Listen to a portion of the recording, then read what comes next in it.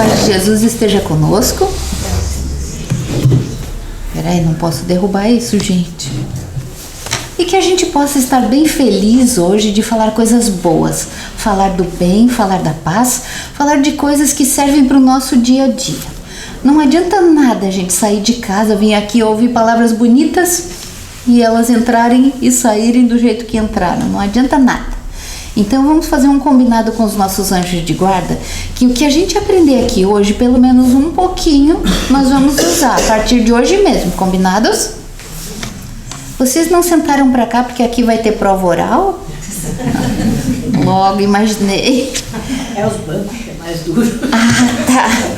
Já havia estofado mesmo. Que Jesus nos auxilie então para que o aprendizado da noite seja útil para a nossa vida.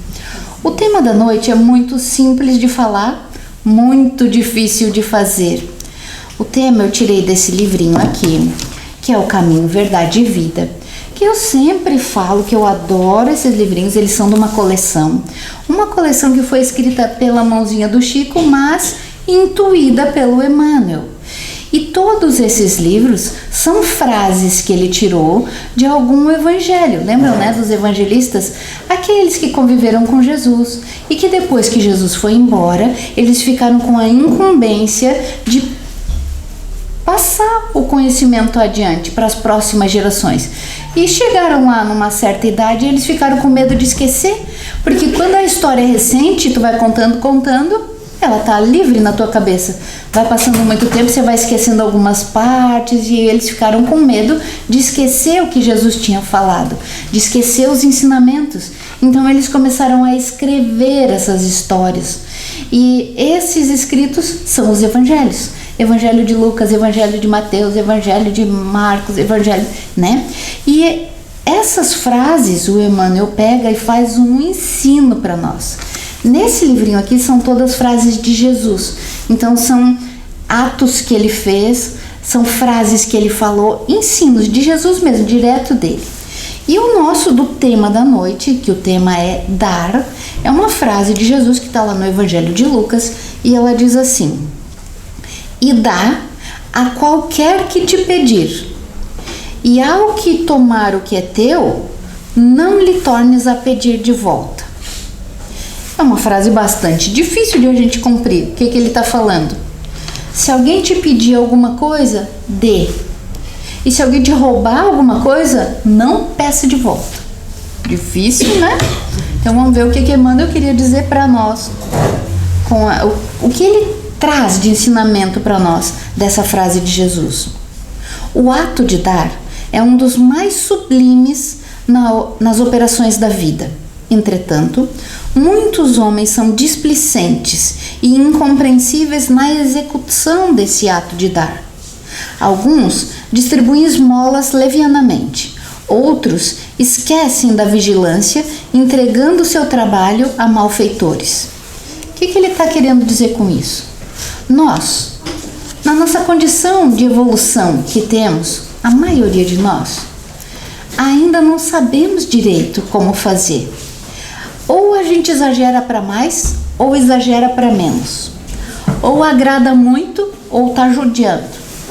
Ou é muito sorridente, ou tá gritando. Ou a gente não tem aquele limite, aquele meio termo. Entendemos? A mesma coisa aqui. O que o Emmanuel trouxe disso que Jesus falou? Jesus estava dizendo para a pessoa dar. Aí o que a gente entende?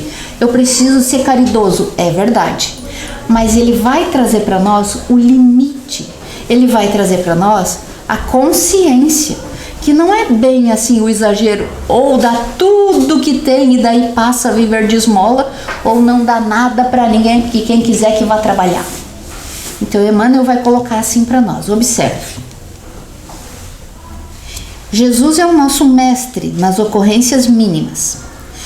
E se ouvimos-lo recomendando que estejamos prontos a dar a qualquer que pedir, vemo-lo atendendo a todas as criaturas no seu caminho, mas não de acordo com os caprichos, mas segundo as suas necessidades.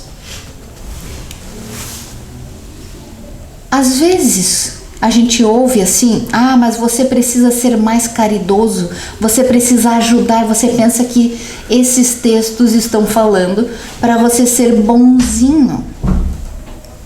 Divaldo conta, explicando bem nesse assunto, que ele era funcionário público e ele era responsável de registrar o ponto das pessoas. Como não existia ponto eletrônico, o ponto era assinado, como diz ele, em livros pretos, era escrito a caneta. E as pessoas diziam para ele: Divaldo, você é espírita, né? E ele: sim. Então você podia ser caridoso comigo, né? Não marca que eu cheguei atrasado. Divaldo, tu pode não colocar ali que eu faltei? Divaldo, tu pode dizer que eu cheguei, que eu saí no horário certo, quando a pessoa saiu meia hora mais cedo. E ele dizia: as pessoas confundiam o ser espírita, ser caridoso, com o ser sem vergonha e mentir. Estamos entendendo? A gente é bobo, a gente não sabe, a gente quer ser bom, mas a gente ainda não tem aquele equilíbrio, ou a gente é de mais ou é de menos. Esse fato que o Divaldo contou serve muito para nós. Você é espírita, sim. Você sabe, sim, que a caridade é importante. E está até escrito nos nossos temas dos livros, dos nossos livros sagrados: fora da caridade não há salvação, né? Então a gente tem a caridade como o nosso destino, como o nosso divisor de águas, como o nosso norte, a caridade. Mas não é para ser bobo, não é para ser conivente com o mal, não é para se deixar, foi bobo de caridoso. Olha bem o que Emmanuel coloca agora sobre os atos de Jesus. Concedeu bem-aventuranças aos aflitos, não era assim? Sempre que a pessoa vinha que estava triste, tinha um problema, estava perto de Jesus, ele consolava sim, trazia as bem-aventuranças. Bem-aventuranças era a esperança de continuar, era uma ideia boa do que fazer daqui para frente, era um caminho, era uma chance de sair dali do convívio de Jesus. E o convívio podia ser pequenininho, podia ser só um tempinho que a pessoa ficou com ele, saía daquele convívio já com um caminho, com uma alegria, com uma vontade, com um vigor diferente. Então ele concedia essas bem-aventuranças para quem chegava até ele aflito, mas concedeu advertências aos vendilhões. Lembramos daquela passagem quando ele chegou e ficou louco, que estava todo mundo vendendo, não sei como é que chamava, os títulos para ir para o céu, vendia lugar para morar no céu, vendia, a pessoa chegava lá e dizia: meu filho morreu, e os vendilhões do templo diziam: mas para ele poder ir para o céu agora, a senhora tem que dar a sua casa, a senhora tem que vender. Mas eu agora acabei de ficar viúva, tem que vender os animais e entregar tudo para a caridade, porque senão seu marido não vai alcançar o céu. Eram os vendilhões do templo, vendiam as coisas que não são vendáveis. Quando Jesus chegou lá e viu as pessoas vendendo, vamos dizer assim, terreninho no paraíso, água benta que cura tudo quanto é tipo de doença. Estou inventando coisas assim, porque eu imagino o que eles estavam vendendo lá na frente do templo. As hóstias da salvação, o terço milagroso, sei lá, imagine o que você quiser. O fato estavam vendendo um monte de concessões lá no templo. E Jesus chegou lá, ele disse: que bonito, podem continuar? Ele disse: não, o que vocês estão fazendo aqui? O templo não é para isso. A igreja, o bem, o bom, a boa nova, não tem nada disso. Vocês estão vendendo a palavra de uma maneira errada. Isso não é para ser assim. Ele foi conivente com o que eles estavam fazendo, ele passou a mão na cabeça e disse: que lindo? Não. O que Emmanuel está querendo dizer com isso? Que Jesus concedia o que era necessário, que ele fazia de acordo com as necessidades. Era preciso ser rígido naquele momento, ele era rígido. Era preciso dar esperança em outro momento, ele dava esperança. Era preciso trazer a cura em um outro momento, ele trazia a cura. Ele trazia o que era necessário. Bom, esses vendilhões do templo, o Emmanuel continua, agiam de má fé. E é claro que eles pediam para que o mestre mantivesse, olha que palavra que eu tive que até olhar no Google o que era, o status quo Depois vocês olham, é bem legal. Mantém as coisas do jeito que estão. Eles diziam, ai, deixa assim, deixa a gente continuar vendendo. Manter o status quo assim. O que era? Porque eles queriam, ai, deixa a gente aqui. E Jesus deixou? Não, estava errado. Eles estavam prometendo para as pessoas o que eles não poderiam cumprir. Você não pode cumprir uma coisa que é o divino que vai fazer.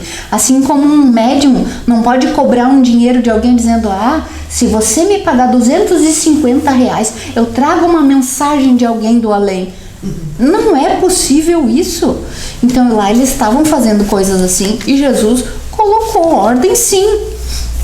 Aí os outros poderiam falar, mas ele não era bonzinho? Mas não era ele o senhor do amor? O que ele estava ali? O que ele estava fazendo com esses vendilhões? Coitado dos mercadores. Por que eu estou falando tudo isso? Não é pra gente ser ruim, é pra gente ser consciente.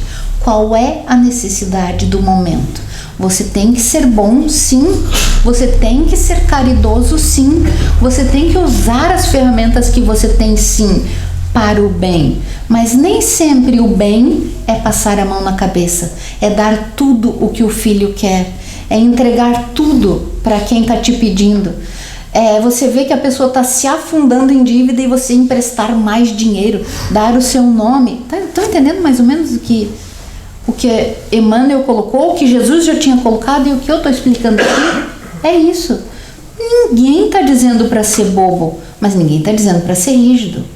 É uma necessidade a caridade.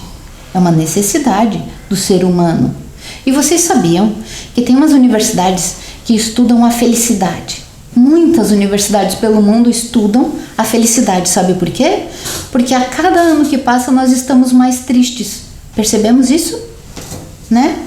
Muitas vezes lá em casa a gente vê vídeos da década de 80. Nossa, mas a gente fazia isso mesmo. A gente era mais pobre, a gente quase não tinha roupa quente, comida boa, bobiça para comer, não tinha bolachinha, chocolate, refrigerante. Era assim um desejo que a gente tinha quando a mãe recebesse o pagamento, quando chegava o fim de semana, quando ia visita em casa. Então a gente não tinha o que é básico, a gente não tinha. O tênis era no começo do ano escolar. Então assim, a gente tinha tanta dificuldade, mas percebam como a gente era mais feliz. A população era mais feliz, era todo mundo mais feliz. Era jovem, era velho, era todo mundo.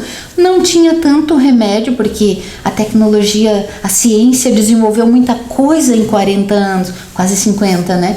Então, a gente percebe, era tudo mais difícil, mas era tudo mais feliz.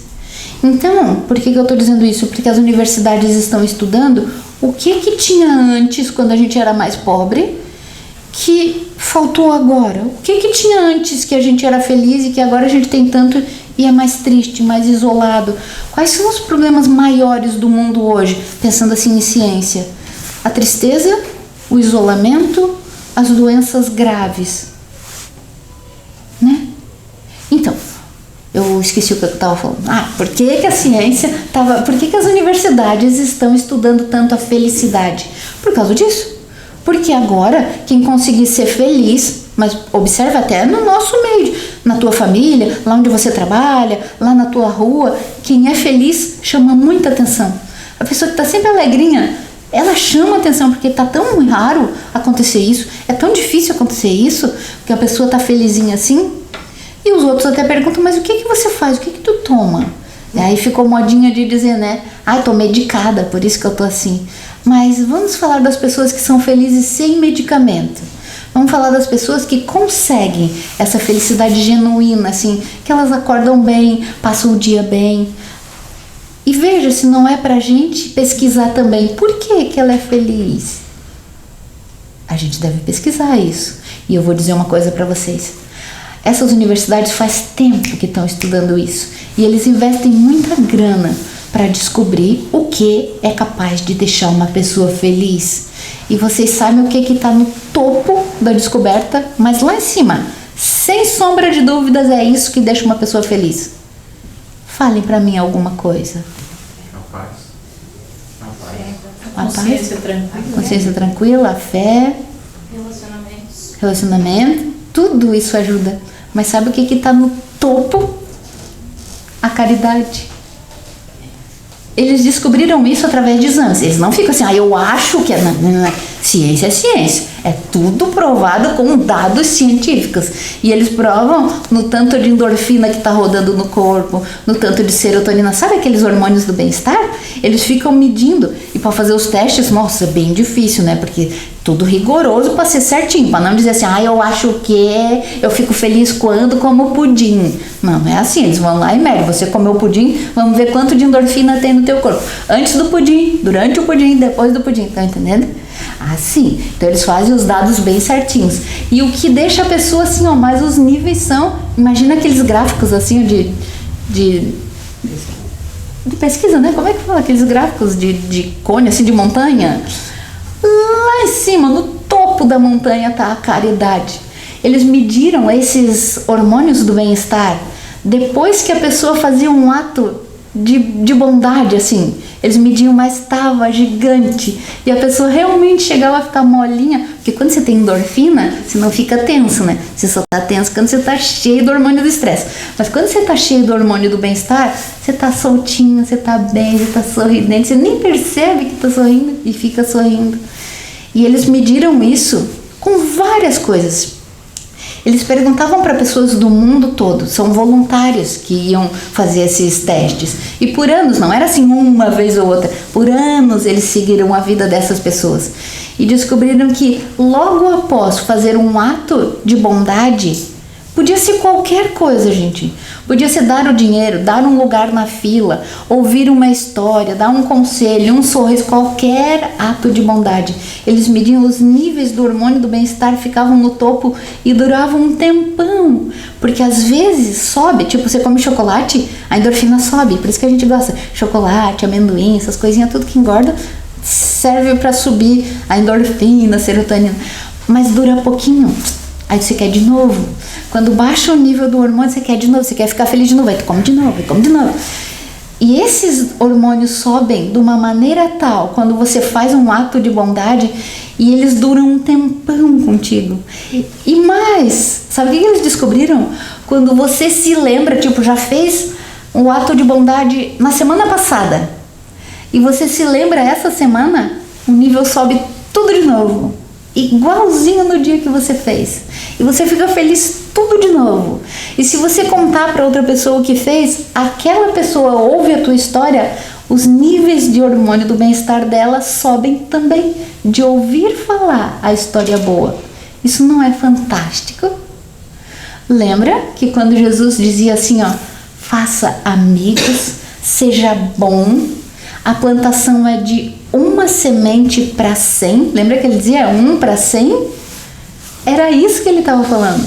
Você vai fazer um ato de bondade, um ato de amor, e você vai colher muitos frutos para você. O que mais que você quer na vida se não é hormônios do bem-estar bem altos? Quem tem endorfina, serotonina, todos são 4 os hormônios.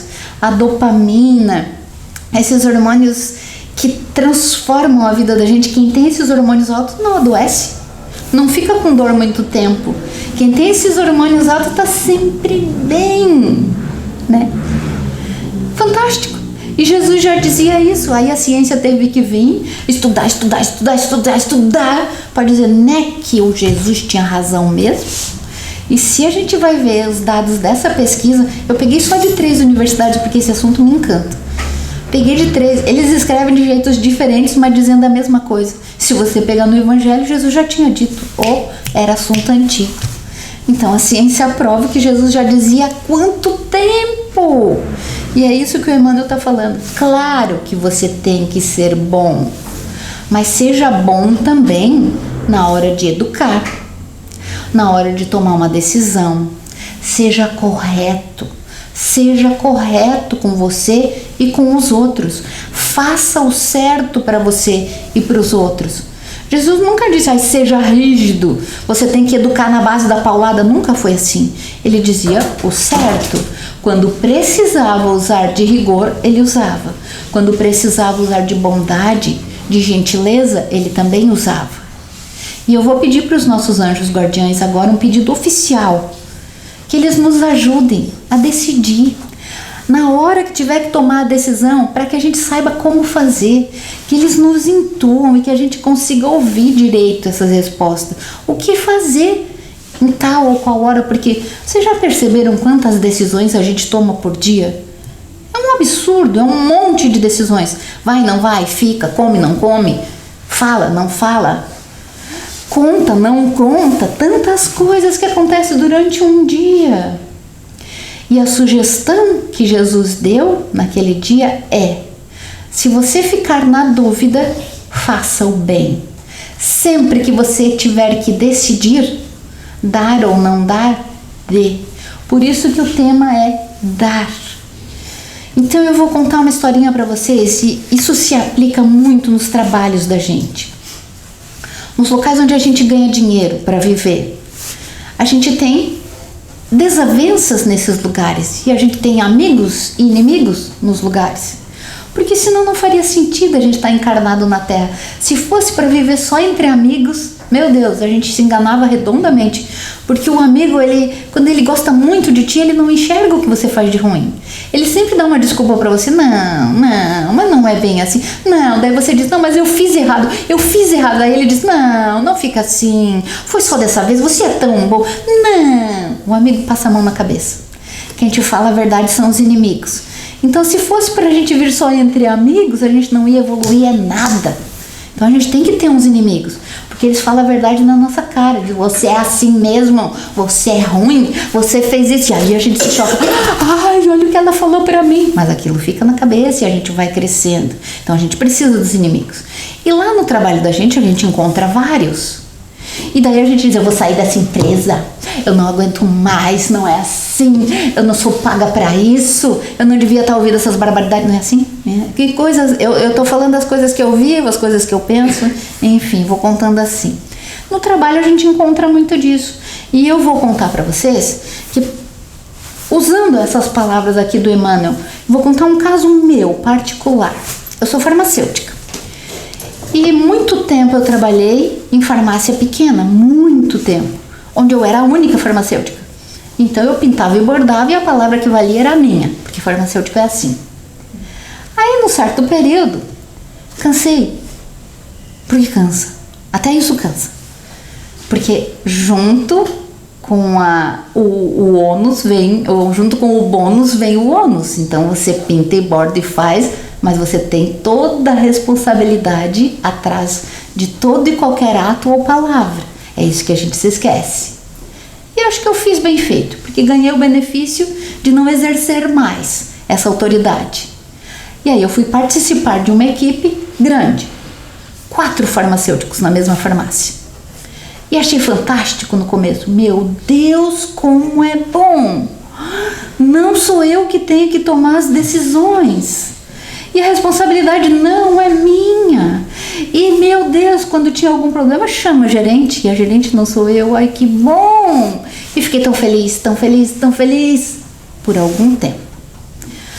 De repente, eu me dei por conta que tudo aquilo que eu estava achando bom, que já era bem melhor do que a outra função, eu percebi que as outras 3 farmacêuticas executavam menos tarefas do que eu.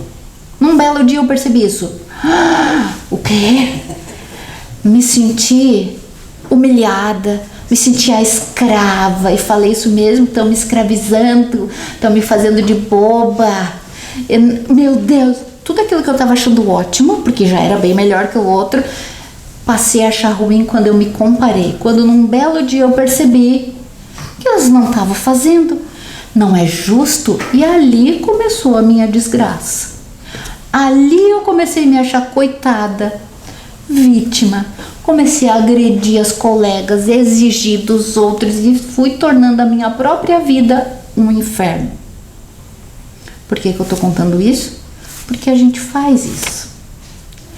O que tem na nossa vida, a carga de coisas que tem na nossa vida, ela é certinha para a nossa capacidade de execução. Imagina, gente, se eu tinha um trabalho que me exigia um tanto assim, fui para outro que me exigia isso, óbvio que eu tinha condição de fazer. Sobrava condição. O que aconteceu? Quando eu quis reduzir mais ainda, quem ficou mal fui eu. Quem se sentiu inútil fui eu, e eu não sabia. Eu pensei, não é justo. As atividades têm que ser divididas igualmente. Todo mundo tem que fazer o mesmo tanto, não é justo. Eu tô levando essa farmácia nas costas. Tô exagerando assim, porque às vezes a gente fala isso. Tô levando essa casa nas costas, eu levo essa família nas costas, eu educo os filhos sozinho. Enfim, voltando pra minha história, e você vai analisando aí a tua. Quando a gente começa a se comparar com os outros e quer reduzir a própria carga, em algum momento você vai ficar tão triste, igual eu fiquei, e você vai perceber, por que eu fiz isso? Se eu dou conta, por que eu não faço? E sabe quando que eu comecei a ficar feliz de novo no mesmo trabalho, com as mesmas atividades? Quando eu peguei tudo que eu fazia de volta, que eu tinha tentado distribuir, peguei tudo que eu fazia de volta e voltei a executar, sabe por quê? Porque eu tenho condições e as outras não tinham. E só então eu fui perceber que uma era depressiva, que a outra tinha muita dificuldade financeira e com os filhos, e a outra era doente. Coisas que a gente não enxerga quando está se comparando. Não é justo. Eu estou contando o meu caso. Não é para expor as meninas, não é para me expor, é para que você tenha uma fonte de pesquisa. Será que você não está reclamando de uma coisa que você poderia dar? E vou te contar, fiquei tão feliz quando eu peguei minhas atividades tudo de volta e disse para as meninas, não se preocupe, elas nem estavam me reconhecendo, que eu estava avançando nelas, estava virada no leão, queria brigar para quê? E de repente eu voltei atrás e disse, não, pode deixar que eu faço. E elas me olhavam assim, o quê? Até pouco tempo atrás estava brigando que não queria fazer. Não, deixa que eu faço, porque eu consigo. Quem sabe se você não está fazendo uma besteira dessa na tua vida? Quem sabe se você não está exigindo de alguém que não consegue? Você consegue. Se você consegue, dê. É isso que o Emmanuel estava falando. Se você consegue educar uma criança, eduque. Se você consegue trabalhar mais que os outros, trabalhe. Se você consegue ser mais gentil, seja. Não exija dos outros. Dê de você mesmo. Se você pode dar, dê. Dê mais um ouvido amigo. Dê mais um ombro para chorar. Dê mais um tanto de trabalho. Dê mais. E não pergunte até quando. Até quando que eu vou fazer isso? Sabe por quê? Quando cessar a tua dívida, o quando acaba. Quando cessar a tua dívida. A gente não entende isso, a gente é bobo. A gente pediu essa chance antes de encarnar. Me deixa aí, eu vou fazer, eu prometo. Aí chega aqui e começa com essas besteiras. Ai, meu Deus, não quero mais, eu tô sobrecarregada. Você não percebe que se tirar essas atividades de você, você que vai ficar triste? Quantos de nós será que abandonou coisas que deveria fazer porque se achava sobrecarregado e agora está triste? Pegue de volta. Faça o teu melhor. Dê o teu melhor. Eu não sei o que é o teu melhor. Para mim é trabalho mesmo. Para mim é uns perdões que eu tenho que dar, outros que eu tenho que pedir. Umas coisas que eu tenho que aprender. Veja na tua vida o que você tem que dar um pouco mais.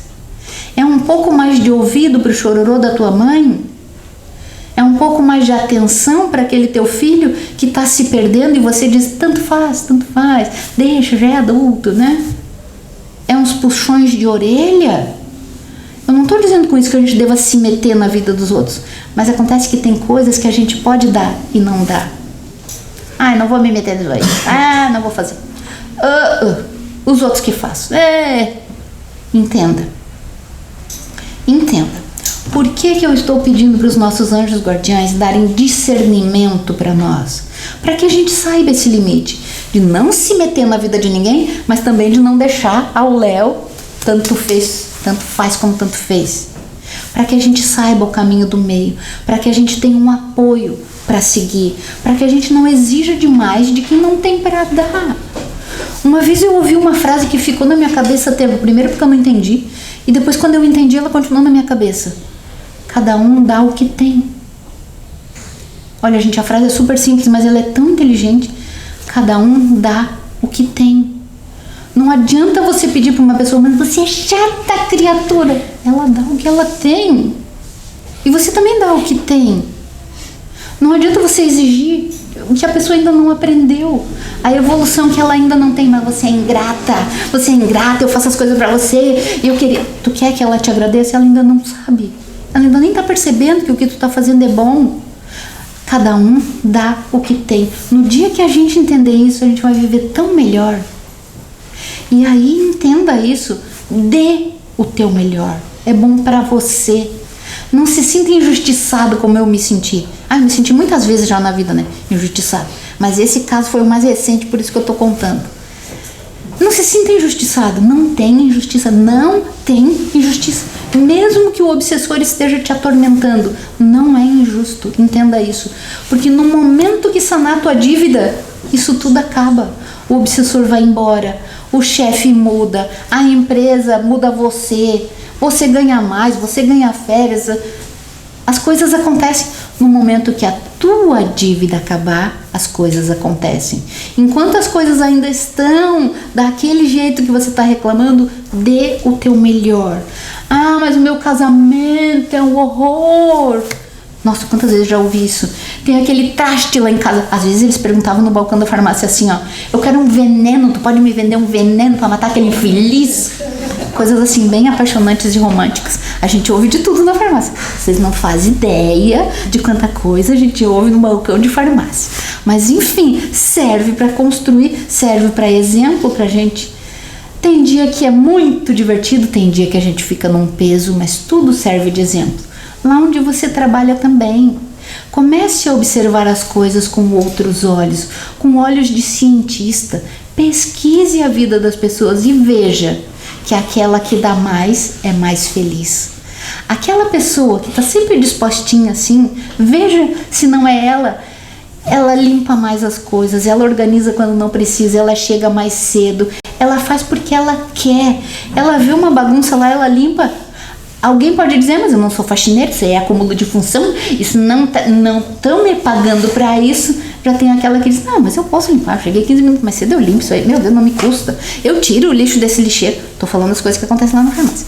Eu tiro o lixo desse lixeiro, eu posso limpar, a criança derrubou lá na frente o salgadinho, eu posso limpar. Mas a faxineira só vem amanhã, mas eu posso limpar, né?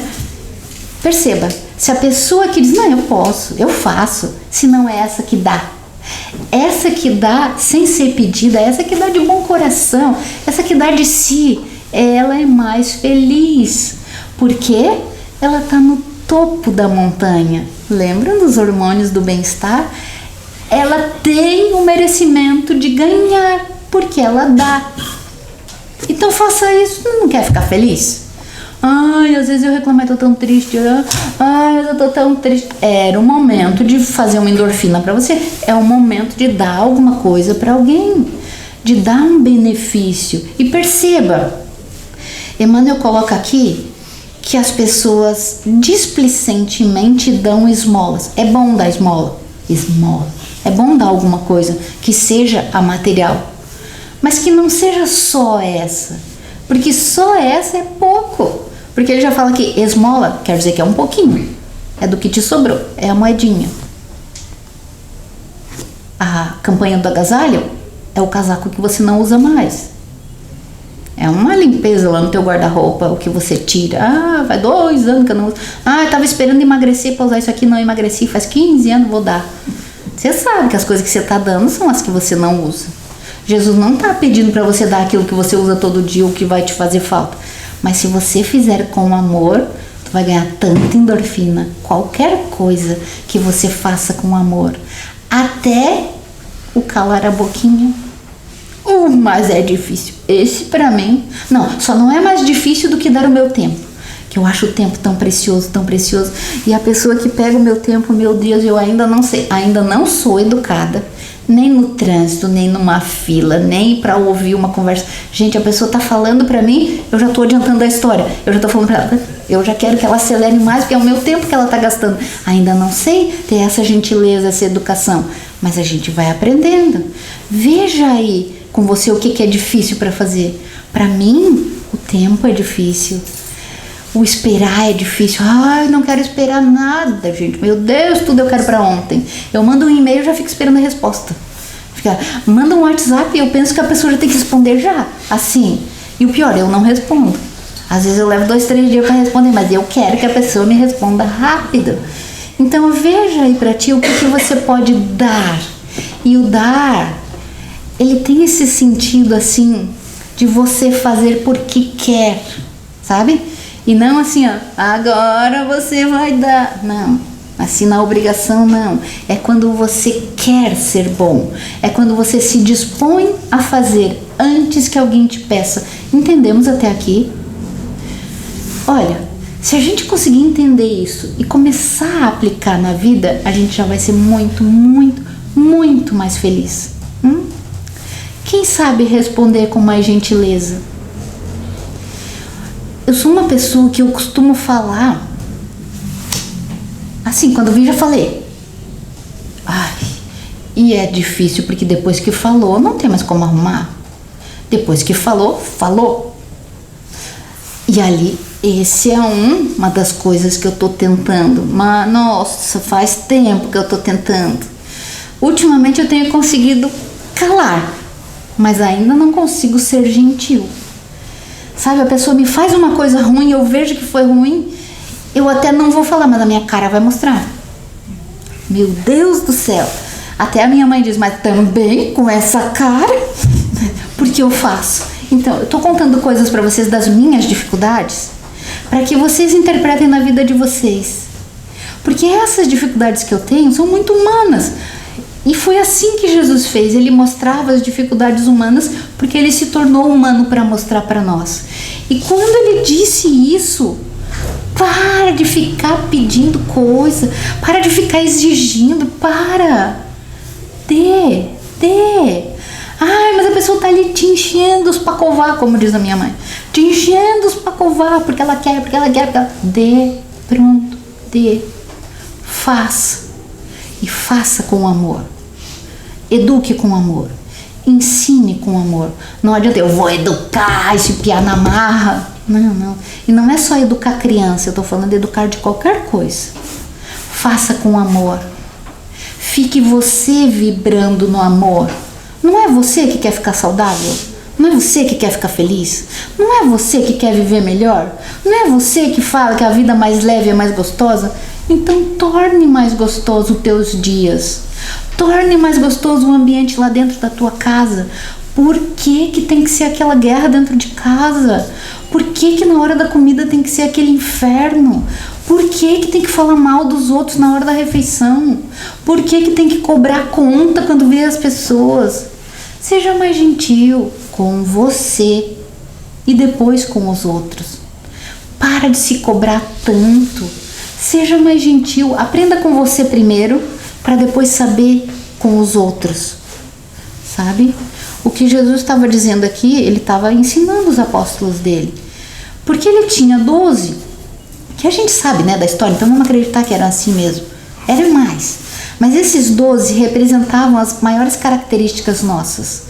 Então era aquele que era impulsivo, era aquele que era vítima, era aquele que ficava calculando e comparando tudo com todos. Cada apóstolo tem uma característica que nós temos. E dentro dessas 12 características principais a gente se enquadra. Em algum daquele ali, claro, tem vários que a gente pode se enquadrar, mas sempre tem uma característica que pesa mais. E essa característica que leva a gente para baixo. Então escute o que eu estou te falando. Que Emmanuel fala, que Jesus já tinha falado, que é um ensinamento universal, que a ciência está provando. Dê primeiro. Dê o perdão primeiro. Se você continua dizendo não, ele que vem aqui, ele que errou, criatura, é você que está perdendo. Perdoe primeiro. Se você diz para a pessoa nunca, quem está sofrendo é você. Quem está amarrado ali com ódio é você. Quem vai ter a mágoa é você. Quem vai ter o câncer é você. Faça primeiro, dê primeiro. Que isso fique na tua cabeça. Eu vou pedir pro teu anjo, ó, que isso fique zunindo aí dentro. Dê primeiro. Faça o teu melhor. Porque é você que quer ser feliz. Sabia? Quando o teu corpinho for no caixão ali, ó. Porque um dia vai acontecer com todo mundo. Ai, meu Deus. Vai acontecer. A gente tem que pensar nisso. Pode ser hoje à noite. Ai, meu Deus. Vai acontecer. Quando o teu corpinho ficar ali, ninguém vai junto com você, é só você. O abençoado do teu anjo vai, mas muitas vezes você vai estar tão perdido ali que você não enxerga ele, mas ele vai junto. Ó, amor de criatura, tá sempre junto contigo. Sempre ali, ó, torcendo por você, querendo o teu bem, querendo que você cresça, que você faça o melhor. E na hora ali que você morrer, ele também vai estar junto. E aí, é você com você mesmo. O que vai pesar para decidir se você vai pro umbral, se você vai para um lugar melhor, se vai para um lugar pior? O que vai decidir ali? O esforço que você fez para melhorar a criatura. É isso que vale. Todo o resto é besteira. O dinheiro fica. Tudo fica. Tudo vai ficar. O cargo lá da empresa, as picuinhas que você fez vão. Aquela mágoa das intrigas vão. O cargo fica. A tua mesa fica. A tua caneta fica. Lá na farmácia, né? A gente escreve todos os nomes, porque todo mundo rouba a caneta de todo mundo. Então tem os nomes ali, a tua caneta, é a minha caneta. É o meu computador, é o meu caixa. Tô falando coisas assim porque a gente se apega. O teu carro vai ficar. Sabe o que ele me falou essa semana? Que ele ouviu num vídeo. Um cara chegava no cemitério e dizia: quem é o dono aqui daquele carro que tá lá fora? Né? Quantas vezes a pessoa deu tudo por causa do carro, brigou por causa do carro, um arranhado do carro, o carro morreu, o carro ficou pra quem? Tu levou o carro? Lá no cemitério ninguém tem carro, né? Às vezes você tá lutando tanto por uma coisa que vai ficar aí, gente, vai ficar aí. Agora o que vai? Teu coração não o físico. Coração nesse sentido, o sentimento que tu leva. Tu conseguiu melhorar um pouquinho? Conseguiu ser uma criaturinha melhor? Conseguiu perdoar? Conseguiu pedir uns perdão? Conseguiu ser mais alegre? Conseguiu tornar leves os teus ambientes? Quando as pessoas encontram contigo e saem do teu convívio, como é que elas saem? Pesadas de tanto ouvir desgraça ou felizes da vida?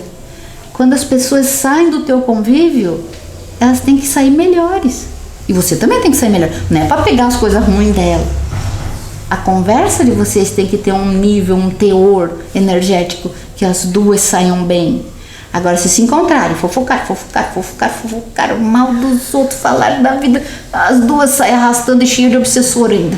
Pesada. E chega em casa e diz: cansei demais hoje. Nem a língua leva pegou, fervendo. E a gente faz. Eu tô falando tudo coisinha que eu escuto. Lá na farmácia tem um espaço, na frente da farmácia tem um espaço assim onde pega sol. Então agora no inverno as pessoas adoram se encontrar ali pra fofocar. E é bem na frente da porta da farmácia. E às vezes a gente fica olhando, nossa senhora, elas estão há mais de 10 minutos falando de alguém ali, ó.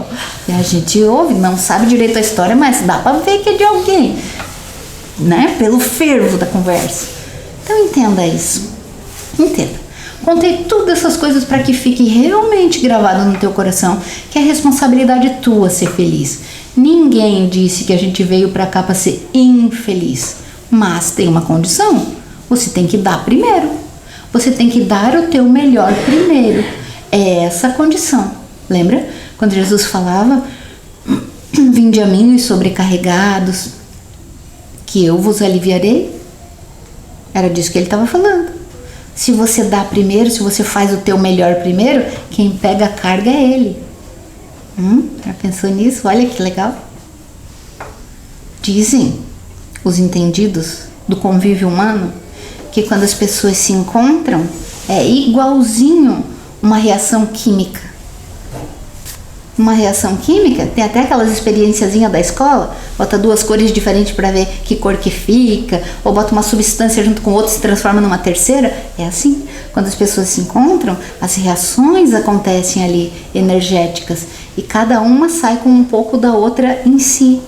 Então, que as pessoas que encontrem com você saiam melhores, que o assunto seja melhor, que você saia melhor e não pesada, que você seja uma criatura melhor onde for, que você dê primeiro o que é de melhor. Que assim seja.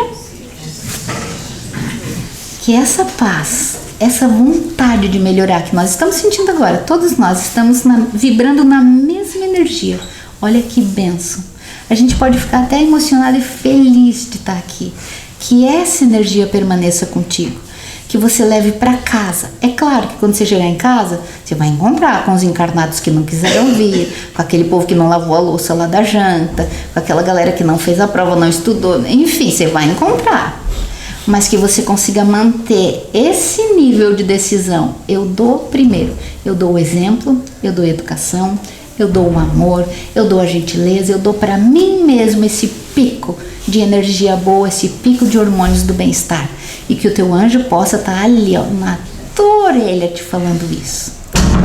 E antes de devolver a palavra para nossa querida, vou fazer um pedido para vocês.